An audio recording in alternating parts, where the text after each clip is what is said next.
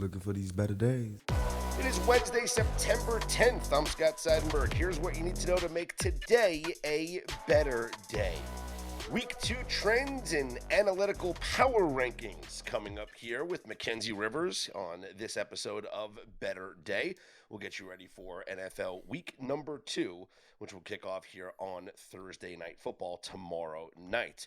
We'll also talk about the latest in Major League Baseball. Kyle Schwarber hit his 50th home run of the year last night, and the National League wild card race is heating up with the Mets losing and both the Reds and Giants picking up dubs. But Mac, it's an NFL heavy focused pod as you and I both did separate research projects when it comes to week 2 trends. So why don't you kick things off and tell me what you dove into here looking at teams from week number 1. Well, I was looking at what should be predictive of week 2, obviously. And we made kind of a big deal. You know, we have so much time in the summer about, what teams are good, what teams are bad. Everyone has an opinion. You have your priors, as they say. This is how good a team is. And I wanted to question the premise that you really can't take too much from week 1 because these lines are moving drastically. And looking back at last year, where there was a lot of surprises early, but suddenly, or quickly, I should say, the market figured out who was good. And after a certain week 4, if you just, these teams are good, Commanders are good, I'm betting the favorites, I'm betting the good offenses, you did pretty well last year.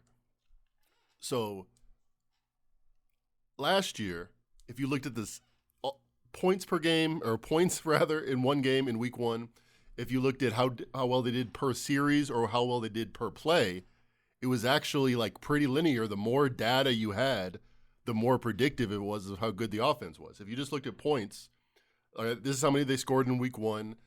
What's that correlate to how good their offense was the rest of the year? It was like 26%. It was a low amount.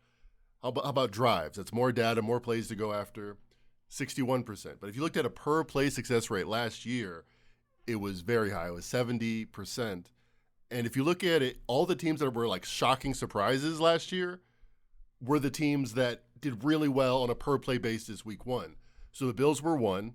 They were a great offense. Buccaneers is the top 5. Buccaneers were like the shocking good offense. They were very predictive week 1. If you just said, I care about that more than my priors, you did well. Ravens were 3rd. Both the Buffaloes and Bills and the Ravens were top 5 this year, week 2.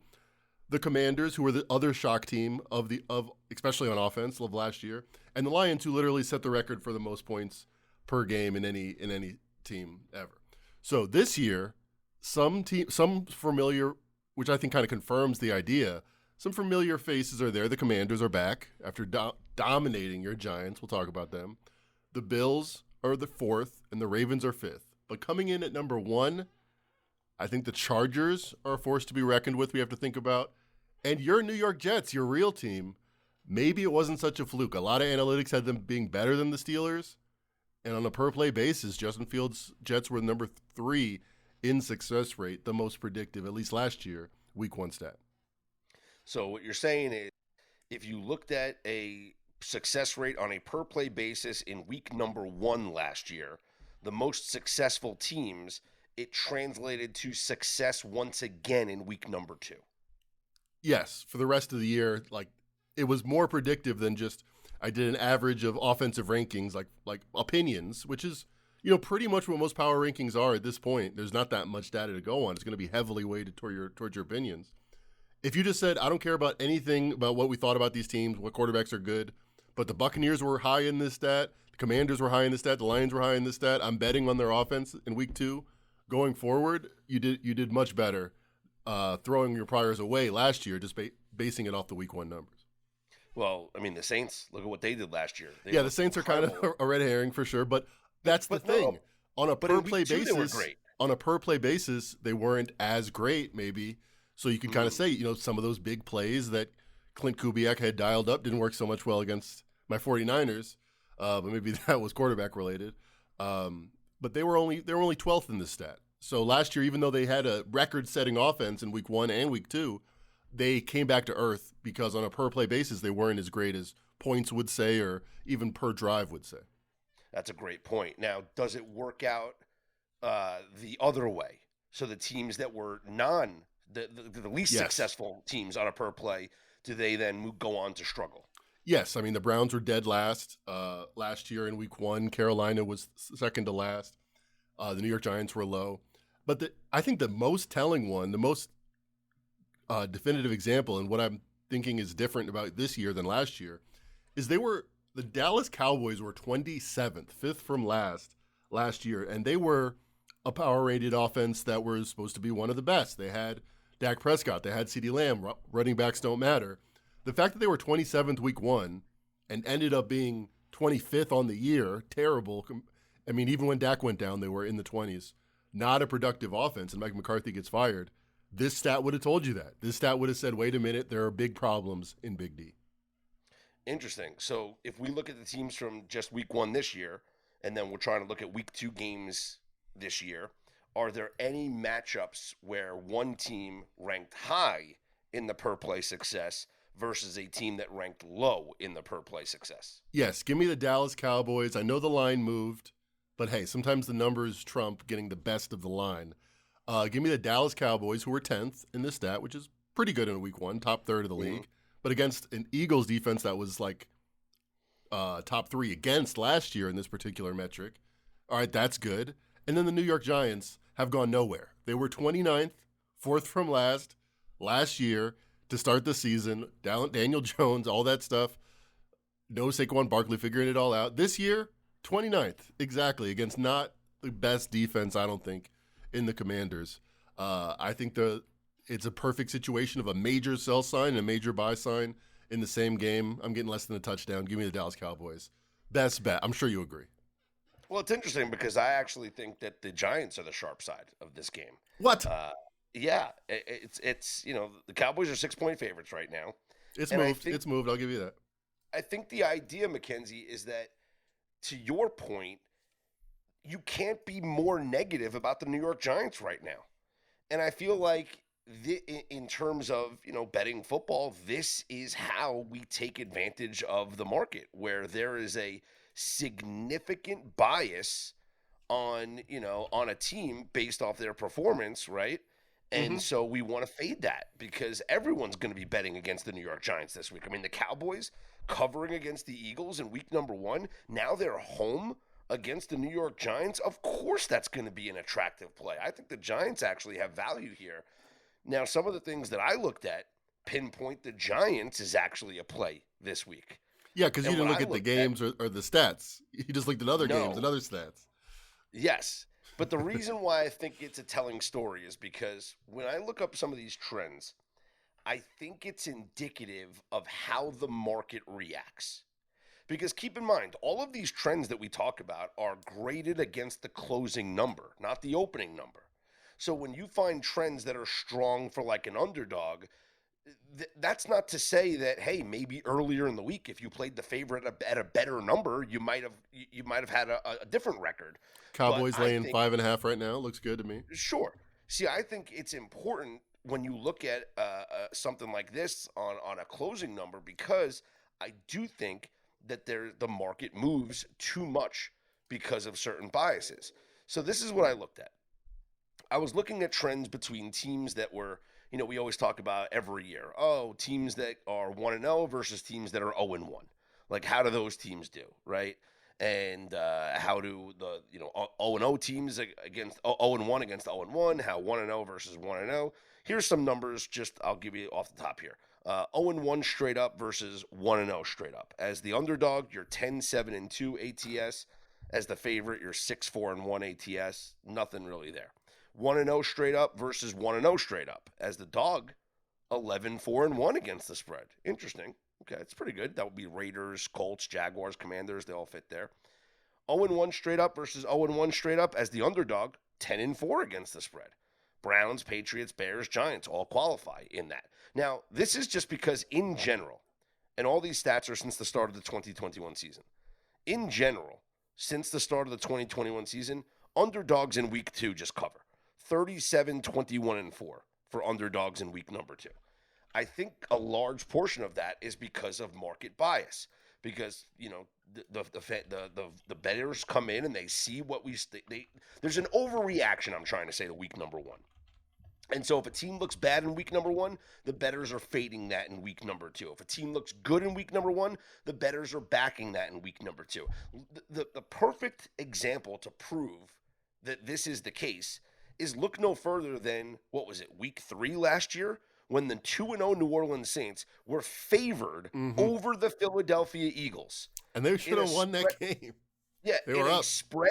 In a spread that, looking back on it now, yeah, the bookmakers had to be absolutely high on meth and whatever other combo of drugs to make that line. But what happened in week 1 and week 2 last year? The Saints, record-setting offense, right? And the Eagles, they weren't 2-0. And so, yeah, it made sense. Okay, let's put the Saints as the favorite in that game. Boy, that made absolutely no sense. But that is the perfect example in what I'm trying to say, is that there is a distinct market bias here. And the Eagles were coming off a loss to Atlanta in week number 2 last year. And then they go to New Orleans. Kirk Cousins with the 2 minutes of his life on Monday Night Football. Yep. Of course. Right. So here's the one thing that I looked at that I think it stands out even more about these dogs here is, forget about who you're playing against. Just 0-1 teams straight up. If you lost in week number 1 as an underdog in week number 1, and then in week number 2, no, forget about the dogs. Just you're an 0-1 team and you're an underdog in week number 2. I told you how underdogs always cover in week number 2. Yep. 0-1 teams as a dog in week number 2, 21-11-2 ATS since 2021. Away dogs, 13-5-1 ATS in week 2 since 2021. That would be the Falcons, Panthers, Browns, Seahawks, Patriots, Bears, Lions, and Giants. Now, this is where I jumped up. This is the point where I went a little further, and I almost got ahead of myself when trying to explain this. That's why I stumbled a little bit. If you were an underdog in week number 1 and you did not cover the spread, so you lost ATS, you did not cover in week 1 as an underdog, and now you are listed as an underdog once again in week number 2.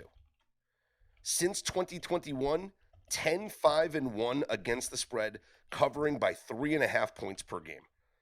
And that would qualify the Panthers, Giants, Saints, and Seahawks.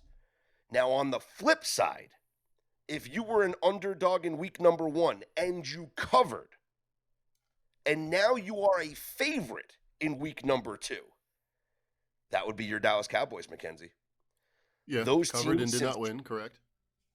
If you covered as a dog in week number 1, yep, and now you are the favorite in week number 2, so clearly there's a market reaction on you. Everyone's betting on the Cowboys this week. 3-11 ATS, failing to cover by 7.5 points per game. Damn. That goes to tell me that there is a market bias and overreaction to week number 1. And so you look at these teams and you're like, wow, like, my goodness, like the Chargers covered as dogs in week number 1. Hey, the Cowboys covered as dogs in week number 1. Now they're favored in week number 2. Well, that's an overreaction, because maybe they were dogs in week number 1 for a reason. And yeah, I get it. Maybe their opponent sucks. Like in this case, the Cowboys over the Giants. Like, yeah, their opponent sucks. But I found that fascinating. 3-11 ATS, failing to cover by over a touchdown. I mean, that's strong since 2021. That's a pretty good metric there. I mean, the 10-5s and the 10-7s, I was willing to shrug off. 3-11, because I'm doing exactly what the trend. I'm fighting the tape, as they say. I'm going headfirst into. The Cowboys were better than I expected on the road, and the Giants were worse. But I think we've seen so instant changes in some of these teams, like the Dolphins when Tua took off, and they went from Brian Flores to Mike McDaniels, ended up turning back into a pumpkin, apparently, that whole franchise. But the Commanders last year, I think either you have a system in today's day and age where it's effective, it's working, or it doesn't. And I just think you have a situation. I mean, and like I said with the Saints, some of the numbers, some of the points, some of the more sports centery, first take reactionary type stuff is lost when you look at a per play basis. We're gonna have to agree to disagree. First crossfire. I think, on Better Day podcasting, at least between us two, of course. Give me the Cowboys. But the fact that you can get 5.5, come on. Everyone else is at 6. DraftKings is at 5.5. Come on. I'm actually going to go further here. When those teams that I mentioned in the 3-11 ATS trend, and this is, again, since the start of 2021, when they are favored by more than a field goal, 1-6 ATS failing to cover by 9.5 points per game. What about less than a touchdown? That's got to be better, though. Got to be better. Yeah, 1-6 isn't great. 1-6 isn't great. Yeah, all right. Point of caution on the Cowboys. And all four of the teams this week are more than a field goal favorite. Chargers 3.5 against the Raiders, Vikings 4.5 against the Falcons, Bills 6.5 against the Jets, Cowboys 6 against the Giants. So all those teams qualify here in this trend. Now, well, I think if you like both of our trends, there's one team that stands out. A team that did way better on the per play basis than their preseason expectations. Say it, Mackenzie. Your New York Jets, who are going against the overrated Bills on a standalone game, a miracle win, adrenaline dumping. Yeah, Jets. Earlier, I believe I said on some podcast Bills, but if I can get a field goal, give me the Jets. I mean, a touchdown. I like it. I really like it. Yes, do it. It's the Jets. I mean, this is. Are they going to win this game? It's the ultimate contrarian plays. That's why. And what do we always say, right? It's like sometimes the best bets to make are the hardest ones, like the most disgusting ones. Like, who wants to bet the Jets here against the Bills? Like, who wants to bet on the Giants? I guess 90% of the conversation is, do we tease the Bills and the Cowboys, or the sharper bettors are like, all right, it's got to be money line parlay Bills. All right, who else do we throw on there? Anybody lay in double digits? I'm telling you, I am going to be bold this week in my Circa Millions entry. I went 2-3 in week number 1, but then again, the top 10 most selected teams in Circa Millions went 1-9 ATS. That's insane. That's insane. Yeah, I know. Favorites. What's more insane is there were actually quite a few 5-0s this week in the contest. Yeah, because people are bad at gambling. People bet whatever. I guess they're good at gambling this week. And I'm just thinking, I'm like, wait, the top 10 most selected teams went 1-10 against the spread, and yet there were still a bunch of people that went 5-0. Who are they picking? Line moved 2 points against me at close. I love it. Right where I want them. It's like those people probably picked the Eagles, on Thursday, just to get it in or whatever. Anyway, no, the Eagles didn't cover, so I don't know. I don't know. But that's too much line value because the Eagles went up to 8.5 or whatever. Yeah. So I don't know. I mean, I think I'm just gonna be bold this week. I think the Jets are gonna be on my card. I think the Giants are gonna be on my card. I think the Raiders will be on my card. The Raiders is an interesting one. They fit your trend. Yes. As far as fading the Chargers, but Chargers are also coming back from Sao Paulo. I don't know if they're stopping in LA, and they are going straight to Las Vegas. It's kind of a tough situation. International to road game. Mm-hmm. Might be some value there. Yeah. It's not like, and Las Vegas is a place where all the road teams are always the home teams once they get here, like the Steelers. The Chargers don't have fans. You can't not for Raiders Chargers. Not for Raiders Chargers. There will be Raiders fans. There will be Raiders for sure. Yeah. They'll come from LA to face the Chargers for sure. Yes. No, there will be a lot of Raiders fans in that building. I promise you that. Especially on a primetime Monday night game. Absolutely. So I do think some of these trends are really, really interesting. Is there any week 1 result that you are curious about in week number 2 as far as a trend is concerned? Whether it's like 1-0, 0-1. If you covered, if you didn't cover, if you scored a lot, if you didn't score a lot, like what are you intrigued by here? Looking at maybe any possible market biases. Well, let's see if we can get a trifecta with these trends that affect the Jets. Can you look up, if you have it in front of you, if you have a 10-point deficit or more at any point in the game and win in week 1, like the Bills did? I wonder how those two teams in the week do. I bet there is somewhat of a regression, somewhat of a deep breath. We got one. We needed to get 1, not necessarily 2. Okay, so if you won your game in week number 1, but your opponent had a lead of double digits at any point, right? Right. So that's what I looked at. Your opponent's biggest lead was greater than or equal to 10 in week number 1, and you won that game. Since 2021, 4-6. 4-6 against the spread. All right, that's another good one for our Jets pick. What if you're a favorite though? So okay, I'll do that in a second. 3-7 straight up though, those teams. If you are a favorite in that week 2 game, so you won a game in week number 1, coming from behind by double digits, and now you are a favorite in week number 2. Oh my goodness! Since the start of the 2021 season, 0-3 straight up, 0-3 against the spread, failing to cover the spread by 14 points per game. These teams are losing the games on average by 10 points. And it's only happened 3 times. It was and it happened last year. The Dolphins and the Bills in week number 2. And it looks like the Bills beat the Dolphins 31-10. Dolphins must have had a come from behind win in week 1 last year. Yeah, against the Jags. I remember everyone says they should have won. The other 2 games were back in 2021, but the 2 teams that qualify in week number 2 this year are the Bills against the Jets and the Vikings against the Falcons. So again, fading those 2 teams. So we like to look at the modern era, past 2021, post-COVID.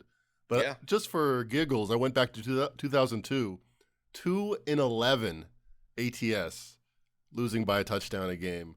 The Vikings, the Bills, they're in trouble. They had the miracle win, especially on primetime. You got to think whatever magic is affecting these teams, whatever curse is set on these teams, that's that relief that they get. Winning on Sunday Night Football and Monday Night Football, Falcons, Jets, money line parlay. Let's go. 10-1, 7-1, whatever it is. I don't care. Price insensitive. Wow.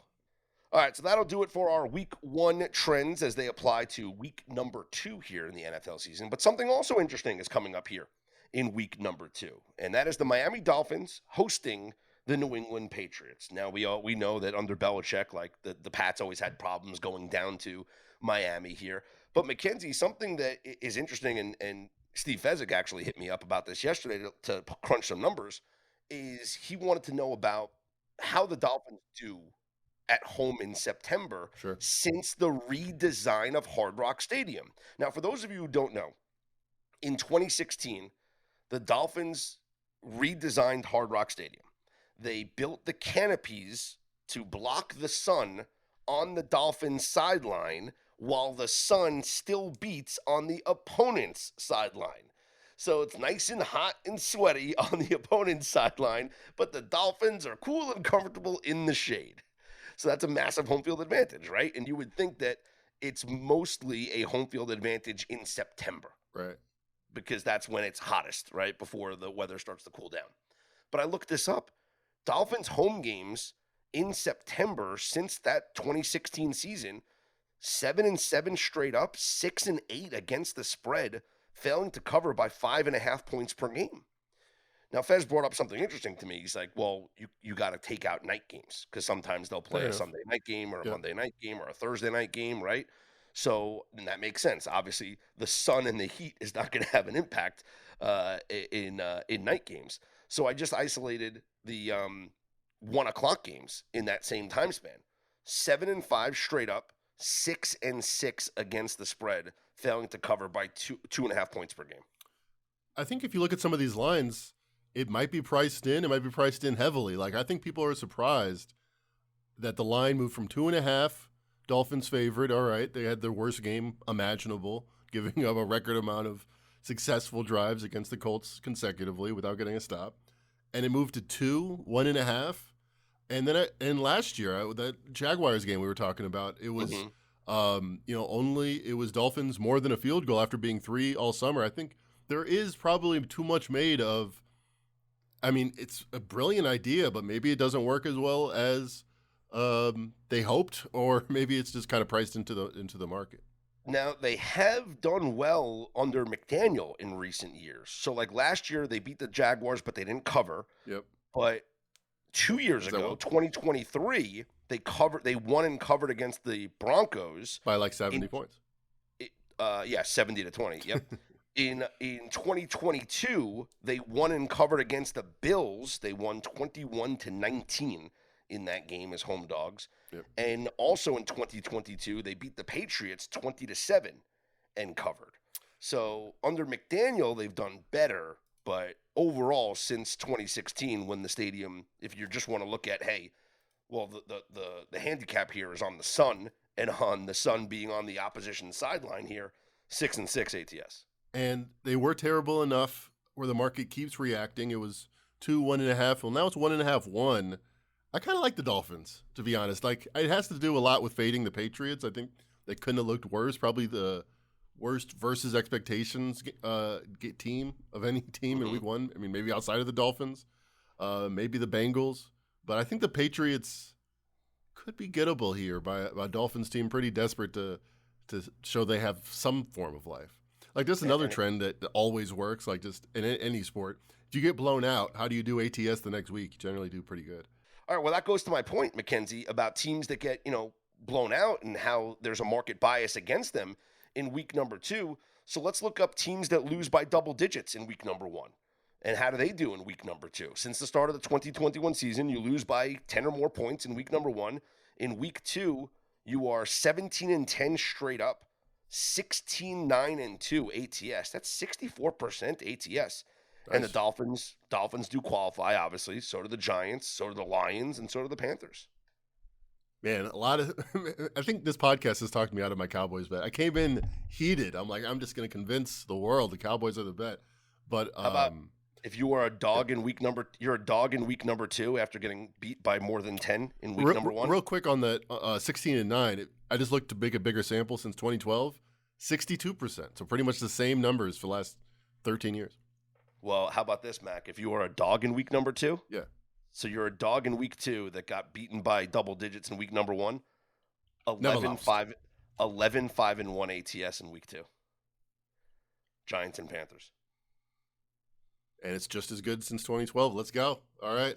Did I talk you off the Cowboys? Let's not bet the Cowboys. Let's go. Yeah, everything's lining up to not bet the Cowboys laying man. The G man. But could you bet the Panthers? Oh God, I hate the Panthers.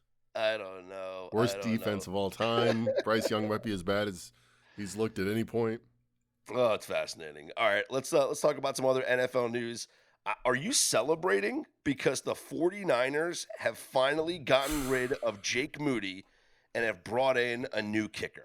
It's tough being me. It's tough having to be like, well, the reason why it wasn't a terrible decision to not fire the guy that missed the extra point in the Super Bowl and is like statistically terrible. Like usually if you stack rank percentages of accuracy from kickers every year, like the best are like 95s, the worst are like 75s. Like you might have a bad year every now and then, but for your career to be like the worst kicker in football, sunk cost fallacy. He's not worth keeping around, let alone the 3rd round pick, but you can't get that 3rd round pick back. You can get if you just roll the dice with a free agent kicker, is probably going to be league average. That would be a major upgrade for the Niners.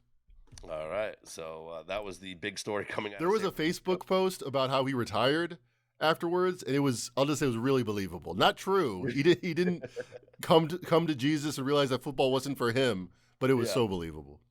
Well, other 49ers news, they officially put George Kittle on IR. He's going to miss quite a few weeks. 4 weeks minimum. Yep, 4 weeks minimum with the hamstring injury. And no update on Brock Purdy for this week, huh? He's playing. He's balling out. I don't care. I think so, too. I really do. Possible. I think so as well. The NFL did acknowledge that Jalen Carter is not going to be suspended for his spit on Dak Prescott. They're saying that being ejected, not even a play into the game, that served his suspension. So if you're going to spit on the opposing quarterback, do so before the first snap. Got it. Yeah, that is a good precedent to be set. Because when you get ejected from that game, that's your 1 game suspension. It was literally a full game. I got 0% of my snaps I would have got. There you go. All right, so more NFL coming up tomorrow with a full preview of Thursday night football here on the pod. Let's talk some baseball. Major League Baseball last night, Aaron Judge homered, and the Yankees had a 2-0 lead over the Tigers until the Tigers tied it at 2 in the top of the 5th inning. And then Will Warren came out of the game, Mackenzie. Will Warren pitched for the Yankees, 6 innings, 2 runs allowed on a 2-run home run, 5 strikeouts, 1 walk. He comes out of the game, and Fernando Cruz comes in the 7th inning, and everything that could go wrong went wrong. The Tigers scored 9 runs in the top of the 7th inning. Cruz gives up 5. Mark Leiter Jr. comes in and gives up 4. What a disaster of a result for the New York Yankees. Combine that with the Blue Jays come from behind walk-off victory over the Houston Astros, and Toronto picks up another game to extend their lead in the American League East now to 3 games over the New York Yankees. Oh, and the Red Sox also 3 games back as they picked up a win last night in Sacramento. So bad night for the Yankees, a good night for the Blue Jays, and for the Boston Red Sox. A good night for the National League wildcard contenders, because not only did the New York Mets lose last night, so did the San Diego Padres. Now, the Padres are not going to fall out of a playoff spot because they're still 3 games up on the Mets just for that 3rd wild card spot. But the Mets are only now 2 games up on the Giants for this 3rd wild, as the Giants have won back-to-back games. The Mets have dropped 4 straight. The Reds won yesterday, so now they're only 3 games back of the Mets for that 3rd wild card spot. So I got to be honest. I'm starting to think. I mean, I thought it before, but then I'm like, nah, they're going to make the playoffs. I don't think the Mets make the playoffs. I think they're falling out of this. I wish, is that a bet? Because that is Sure. That is about a 12-15% chance according to most projections. Sure, it's a bet. I mean, yeah, absolutely. But So if you- it, So what do you need? I mean, you wouldn't bet it even money that the Mets miss the playoffs. no, it's got to be a fat plus money price here that that it happens. Let's see if we can find any of the futures markets here. Oh wow, nothing's up right now. I wonder why. Maybe some maintenance on the They sports. haven't books listened to the website. pod yet. They are like waiting for Let's check. the good futures. Let's check a different book here. Let's see. Nope, just divisions, nothing. All right. Well, no playoff. Yes, no, is up right now, at least that I can find on some of these online books. So okay. Kyle Schwarber last night, his 50th home run, first player in the National League to do that this year. So congratulations to him. Still going to lose to Shohei Ohtani in the MVP markets. MVP market is not even close anymore. Aaron Judge is minus 290 over It's Cal pretty close. Raleigh. It's not. Yeah. It's not. I mean, it's not a walk away. 1/3 of the time, Carly Raleigh wins. You know what he's projected to get as far as home runs? This shocked What's me that? today. He has 53. Yeah. A lot of September left. He's supposed to get 60. Like when you I look don't at the home run seasons of all time, like I remember think he Ken gets Griffey got 57. That was like a big deal. 60 is a lot, man. I don't think he gets 60. Me neither. I think he finishes with like He's coming back to earth. 57. That's what I'll say. It's a solid number. It's a very solid number for a catcher. 57 is what I'm going to call him. What does he need to get to come back and win the MVP? If he gets 65, obviously, and has a No, he needs to get ridiculous 62. 62, that would be. He ties the home run record. It's like, hey, Judge, come 63. He needs 60. Yeah. He the needs, AL record or the non-steroids record, whatever you want to call it. Yeah. He needs. Or just increase your batting average to be above 240. He goes 17 for 20 to end some stretch like that. Yeah, exactly. Do something like that, and then we'll start talking. All right, let's take a look at the schedule today. Major League Baseball. Brewers are at the Rangers. Freddie Peralta for the Brewers. Merrill Kelly goes for Texas. Red Sox at the A's, and their young rookie here, Peyton Toll, is going to be on the mound for the Red Sox. Going for the A's is Mason Barnett. Diamondbacks are at the Giants. Eduardo Rodriguez for the Diamondbacks, and going for the Giants is Carson Seymour, as San Francisco looks to stay hot and inch closer to the New York Mets here in this wild card race. Twins are at the Angels. Taj Bradley, Jose Soriano. Pirates are at the Orioles. Paul Skeens Day for Pittsburgh. Taylor Wells will go for Baltimore here. Royals are at the Guardians. Let's see. Nationals at the Marlins. Nothing interesting there. Mets and Phillies do it again. Clay Holmes for the Mets and Christopher Sanchez for the Phillies. At this point, I mean, listen, I took a flyer on the Mets yesterday. So dumb. You just can't bet on this team. They suck. And so, Christopher Sanchez is my guy. I got to back Sanchez. Big price here, but Philly's probably going to sweep the Mets here. Tigers at the Yankees do it again. Carlos Rodon for the Yankees. Jack Flaherty goes for the Tigers. I would imagine the Yankees bounce back after that disgusting bullpen outing last night. Maybe back the Yankees in the first 5. Rodon has had a really, really nice season for them. Astros are at the Blue Jays. Jason Alexander for the Astros. Jose Barrios for Toronto. Toronto's just having a magical season. What more can you say? The come-from-behind win last night. This team just can't be stopped. Cubs are at the Braves. Jameson Taillon for the Cubs. Chris Sale on the mound for the Braves. Rays are at the White Sox. Griffin Jacks for the Rays. No announced pitcher for the White Sox just yet. Andrew Abbott goes for the Reds against the Padres in San Diego. And Nick Pivetta. We love Nick Pivetta at home, Mackenzie. Nick Pivetta, 13-5 on the year with a 2.85 ERA. But when pitching at Petco Park, an 8-1 record on the year, 2.39 ERA. We always back Nick Pivetta at home, and he has rewarded us with an 8-1 record. So Pivetta and the Padres, that will be a play for me in this game tonight. Cardinals are at the Mariners. McGreevy goes for the Cardinals. Logan Gilbert for Seattle. Rockies and Dodgers do it again. Kyle Freeland for the Rockies. Blake Snell on the bump for the Dodgers. That'll wrap things up for this episode of Better Day. Make sure you are subscribed to the podcast, wherever you get your pods from. And check out betterday.com. We're going to post an updated article here with all the trends that we kind of spoke about on this pod. Put something together for you there that you can track here for your week two bets. And we'll be back tomorrow with a full Thursday night football preview. Try to cook up another same game parlay for you as we cash that one on Monday Night Football, the negative correlation. We'll see what we can cook up here for Thursday night football. One week, one winner. That's pretty good for your same game parlay record, right? I know, right? Let's just go home now. We're done. Follow Mackenzie Rivers on Twitter at Mackin Rivers. Check out all of his work there.